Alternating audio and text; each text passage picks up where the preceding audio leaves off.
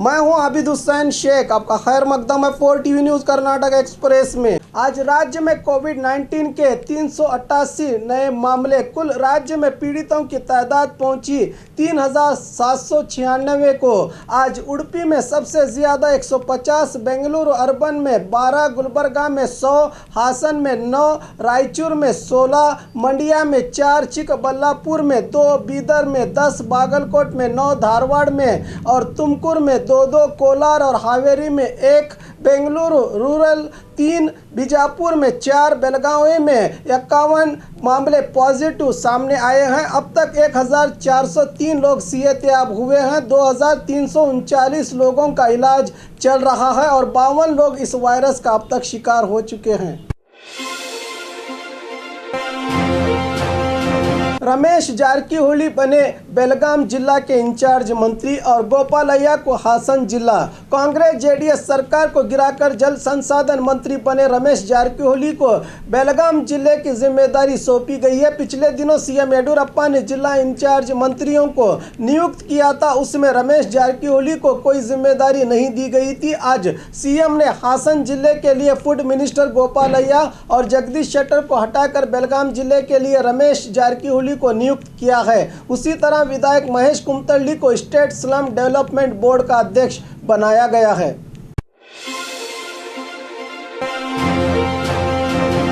कब्रिस्तान कॉम्पाउंड न बनाने पर दरगाह कमेटी को वक्फ बोर्ड का नोटिस। चिंतामणि तालुका के निमकान हल्ली ग्राम के हजरत सैयद जलाल खाकी शाह दरगाह के पास स्थित मुस्लिम कब्रिस्तान की सुरक्षा के मद्देनजर कंपाउंड का निर्माण करने के लिए वक्फ बोर्ड की ओर से कुल 5 लाख रुपया दिया गया था। रुपया तो निकाल लिया गया मगर अब तक कंपाउंड का निर्माण नहीं किया गया। इसी के कारण वक्फ बोर्ड ने दरगाह कमेटी के अध्यक्ष को नोटिस जारी करके इसका कारण पूछा है। 7 दिनों में माकूल जवाब नहीं दिया गया तो कानूनी कार्रवाई करने की बात नोटिस में बताई गई है।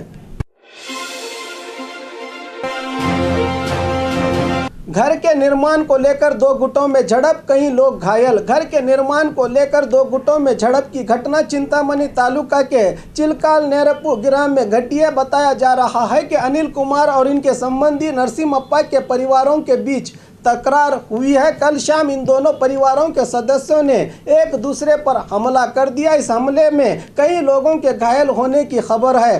घायलों को सरकारी अस्पताल में भर्ती किया गया है। कैंचराल हल्ली पुलिस थाने में मामला हुआ है दर्ज। आरोग्य मंत्री श्रीरामुलु की ओर से ही कानून का उल्लंघन। कोविड-19 वायरस को लेकर सोशल डिस्टेंस और मास्क पहनना लाजमी किया गया है। मास्क न पहनने वालों लोगों से पुलिस जुर्माना वसूल रही है मगर मंत्री हैं कि कानून का खुद ही उल्लंघन करने लगे तो जनता की क्या मजाल के मास्क पहने।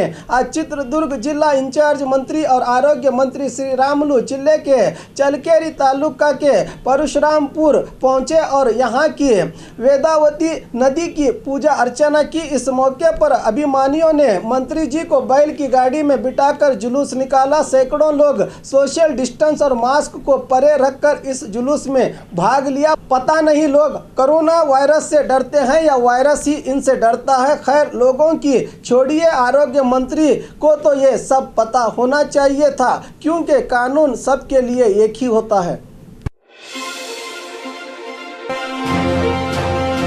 गुलबर्गा में आज कोविड-19 के 47 नए मामले। जिला में पीड़ितों की तादाद पहुंची 352। आज कोविड-19 को लेकर बेंगलुरु के अपने दफ्तर में सीएम येडियुरप्पा सभी जिलों के जिला अधिकारियों से वीडियो संवाद कर रहे हैं। इसी मौके पर गुलबर्गा के जिला अधिकारी ने सीएम को बताया है कि आज शहर में 47 कोविड-19 के नए मामले सामने आए हैं। बताया जा रहा है कि पीड़ित लोग महाराष्ट्र से ही आए हैं। अब तक 35,000 से ज़्यादा लोग महाराष्ट्र से गुलबर्गा पहुंचे हैं। बागलकोट जिला बारिश की जद में बड़ा नुकसान। निसर्ग साइक्लोन के कारण पिछले 2 दिनों से राज्य में भारी बारिश हो रही है, जिसके कारण बड़े नुकसान की चिंता जताई जा रही है। बागलकोट जिले के बादामी में रेल स्टेशन और कंबलगिरी इलाके में कल हुई बारिश ने इलेक्ट्रिक पोल, घरों की छतें, यहां तक के खेतों में बिठाए गए बोरवेल की मोटर रास्ते पर आ गई और कर्नाटका और आंध्रा को जोड़ने वाला ब्रिज भी टूट गया है। यल्लम्मन हल्ला में पानी की ज्यादती से कर्नाटका आंध्रा का संपर्क टूट गया है। बीदर में कोविड-19 लैब का उद्घाटन सचिव प्रभु चौहान के हाथों। कोविड-19 वायरस की बढ़ती हुई तेजी को देखते हुए गले के स्वैब की जांच के लिए बीदर में आज सचिव प्रभु चौहान ने लेबोरेटरी का उद्घाटन किया। इस मौके पर बोलते हुए सचिव ने कहा कि पहले शंकित व्यक्तियों के सैंपल लेकर बेंगलुरु लैब को भेजा जाता था, जिसके कारण नतीजों में 2 से 3 दिन का समय लगता था। इसी को देखते हुए यहां लैब की स्थापना की गई है। अब सिर्फ एक दिन में करीब 600 व्यक्तियों की जांच रिपोर्ट मिल जाएगी। रायचूर में कोरोना वॉरियर्स का सम्मान। कोविड-19 वायरस के बीच अपनी जान को जोखिम में डालकर जनता की सेवा कर रहे कोरोना वॉरियर्स को आज रायचूर शहर के कन्नड़ भवन में आयोजित कार्यक्रम में आशा कार्यकर्ताओं को इलकल की साड़ी भेंट करके इन पर फूलों की बारिश की गई। इस कार्यक्रम में एसपी डॉक्टर CB वेदमूर्ति ने आशा कार्यकर्ताओं का सम्मान किया। बाढ़ की हालात से लड़ने के लिए जिला प्रशासन पूरी तरह से तैयार है। जिला अधिकारी KB शिव कुमार बारिश की ज्यादती से बाढ़ आने पर किए जाने वाले कामों की तरबियती कार्यक्रम का उद्घाटन करते हुए आज शिवमोगा के अपने दफ्तर में जिला और तालुका लेवल अधिकारियों को निर्देश देते हुए कहा कि जिले में अभी बाढ़ तो नहीं आया है, मगर अब से ही हमें चौकन्ना रहना है। कौन कौन से ग्रामों में बाढ़ का अंदेशा है, उन ग्रामों पर कड़ी नज़र रखनी चाहिए ताकि समय रहते रक्षा का काम किया जा सके। उसी तरह जिला, तालुका और ग्रामों में कमज़ोर इमारतों की निशानदेही करके ज़रूरी कदम उठाए जाएं। अग्निशामक दल और संबंधित विभागों को 6 बोट्स, 25 रक्षा कवच और कमज़ोर पेड़ों को पहले ही से काटने के लिए 50 ट्री कटर्स दिए जाने की जानकारी दी जिला अधिकारी ने। कोरोना वॉरियर्स का हैप्पी डांस। आंखों को नजर न आने वाले कोरोना वायरस से लोगों को बचाने के लिए दिन रात घर परिवार से दूर रहकर काम करने वाले डॉक्टर्स और आरोग्य सिब्बंदियों ने अपने आप को डिप्रेशन से बचाने के लिए नया तरीका ढूंढ लिया है। जी हां, बेंगलुरु के विक्टोरिया अस्पताल में डॉक्टर्स और कोविड कार्यकर्ता दबाव से बचने और मन की शांति के लिए कुछ पलों के लिए गाना बजाकर डांस कर रहे हैं। दिन भर PPE कवच पहनकर रोगियों की सेवा के बाद कोरोना मोड से बाहर आने के लिए ये डॉक्टर्स करीब आधे घंटे तक डांस करके रिलैक्स हो रहे हैं।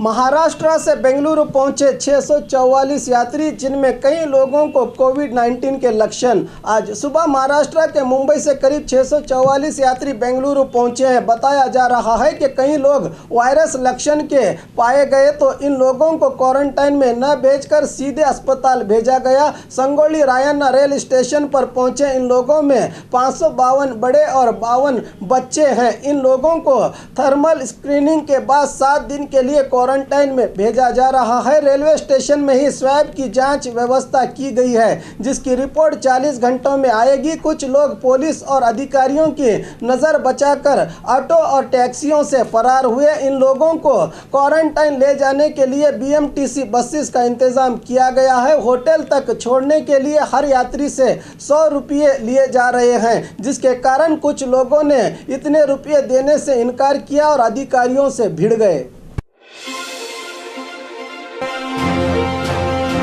एग्जाम फी भरने के लिए स्टूडेंट कतार में। बल्लारी के श्री कृष्णा देवराया यूनिवर्सिटी में डिग्री के फर्स्ट, सेकंड और थर्ड साल के स्टूडेंट को एग्जाम फीस भरने के लिए जून 3 की आखिरी तारीख दी गई है, जिसके कारण सैकड़ों स्टूडेंट पोस्ट ऑफिस में जमा हुए हैं। शहर के कोल्डी नागेश्वर राव चन्न बसवा स्वामी महिला कॉलेज, रामुलु स्मारक विद्यालय, JSS डिग्री कॉलेज और संकल्प कॉलेज के स्टूडेंट फी भरने के लिए दौड़ पड़े हैं।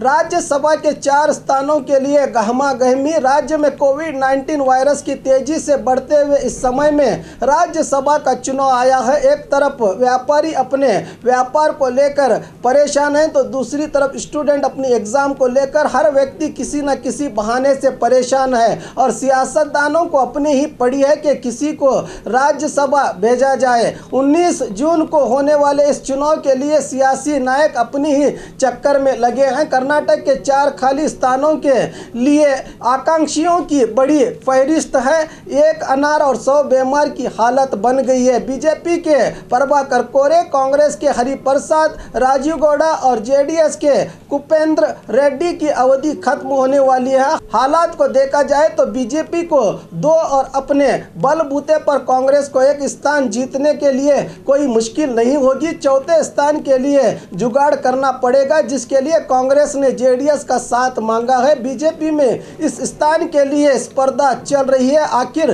किस किस को राज्यसभा में भेजा जाएगा, यह तो आने वाला समय ही बताएगा। और खबरों के लिए देखते रहिए 4TV न्यूज़ कर्नाटक एक्सप्रेस।